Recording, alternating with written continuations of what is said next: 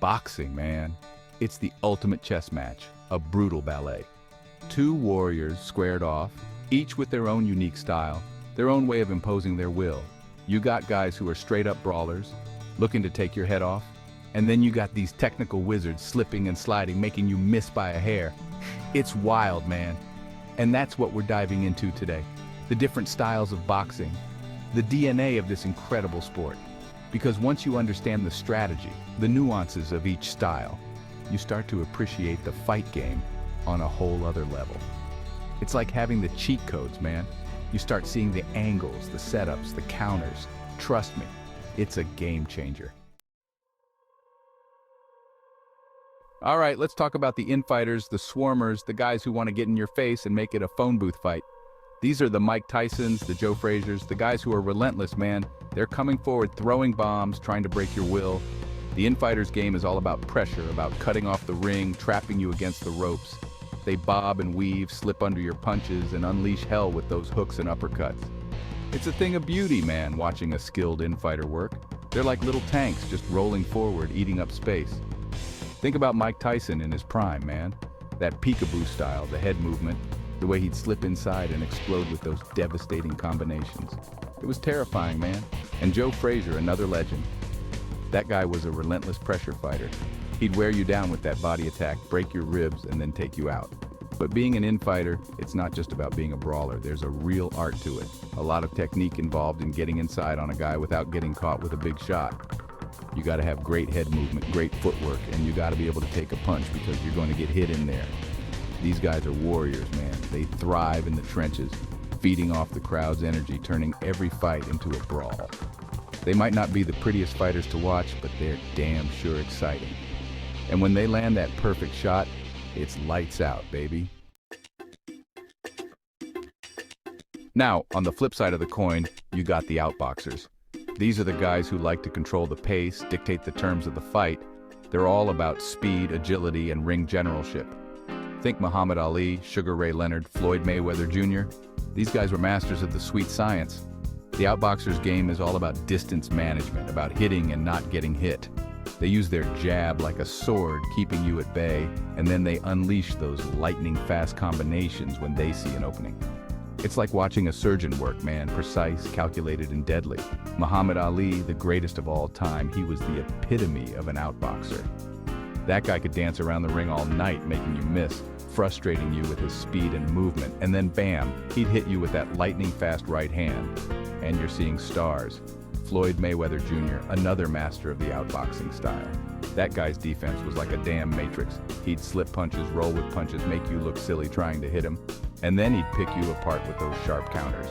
But being an outboxer, it's not just about running and dodging. You gotta have serious boxing IQ, man. You gotta be able to read your opponent, anticipate their moves, and know when to strike. It's a mental game as much as a physical one. These guys are artists, man.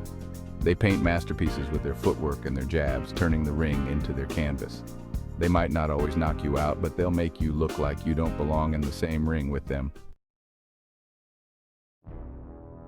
All right, now let's talk about the sluggers, the knockout artists, the guys who can end a fight with one punch. These are the George Foremans, the Deontay Wilders, the guys who hit so hard it's scary, man. The slugger's game is simple. Find the chin, land the bomb. They might not be the most technically sound fighters, they might not have the best footwork or defense, but they make up for it with raw power. It's like watching a damn demolition derby, man. Just pure, unadulterated violence. George Foreman, the guy who knocked out Joe Frazier, he was a force of nature, man. He'd walk you down, cut off the ring, and unleash those thunderous punches. And if one of those landed clean, you were going to sleep. Deontay Wilder, another guy with crazy knockout power. That right hand is like a missile, man. He might be wild, he might be unorthodox, but when he connects, it's game over. But being a slugger, it's not just about swinging for the fences. You gotta have timing, you gotta have accuracy, and you gotta be able to set up your shots. Because if you miss, you leave yourself open to counters. These guys are entertainers, man. They bring the fans to their feet. They create those highlight reel knockouts. They might not have the longest careers, but they leave a lasting impression, man. They're a reminder that in boxing, power is the great equalizer. Now, let's talk about the boxer punchers, the guys who can do it all. These are the Manny Pacquiaos, the the Sugar Ray Leonards, the guys who combine the technical skills of an outboxer with the punching power of a slugger. They're the complete package, man. The boxer-puncher's game is all about versatility. They can fight you on the outside, picking you apart with jabs and combinations. They can fight you on the inside, digging to the body, throwing those vicious hooks and uppercuts. They're a nightmare to deal with, man. Manny Pacquiao, the 8-division world champion, he's a perfect example of a boxer-puncher. That guy's got lightning-fast hands, incredible footwork, and he hits like a truck. He can box you, he can brawl with you, he can do it all. Sugar Ray Leonard, another legend. He was the epitome of speed and power. He could outbox you, knock you out, or do both in the same fight. He was a true master of his craft.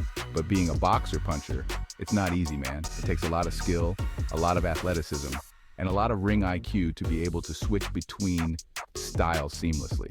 You got to be able to adapt to your opponent, to what they're giving you. These guys are the total package, man. They're the most exciting fighters to watch because you never know what you're going to get. They can box, they can brawl, they can do it all. They're the ultimate test for any fighter.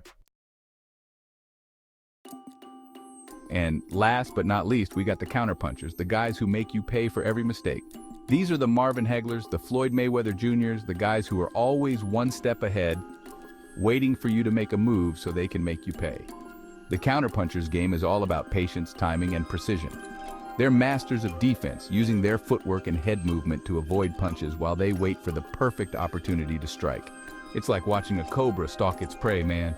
They're always in control, always dangerous. Marvin Hagler, the marvelous one, he was a counterpunching machine. That guy had an iron chin, granite hands, and he could slip punches like a ghost. He'd let you punch yourself out, and then he'd take you apart. Floyd Mayweather Jr. We talked about him earlier as an outboxer, but he was also a master counterpuncher.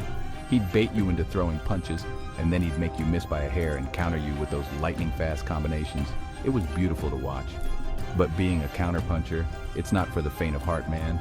You gotta have nerves of steel, you gotta be able to stay calm under pressure, and you gotta have incredible reflexes. One mistake, and you could be the one getting knocked out. These guys are chess players, man. They're always thinking 2-3 steps ahead, setting traps, waiting for you to fall into them. They might not be the most exciting fighters to watch for casual fans, but for true boxing aficionados, they're a thing of beauty. So there you have it, folks. The 5 main styles of boxing. The swarmers, the outboxers, the sluggers, the boxer-punchers, and the counter-punchers. Each style with its own unique strengths and weaknesses, its own set of skills and attributes. It's what makes boxing such a dynamic and exciting sport, man. Now I want to hear from you guys. What style do you resonate with the most? Are you a brawler who likes to get in the trenches? Or are you more of a technician, a master of the sweet science? Let me know in the comments below. And the next time you watch a fight, pay attention to the styles, man. Look for the nuances, the setups, the counters. Trust me, it'll change the way you see boxing forever. It's a whole other level of appreciation for the fight game.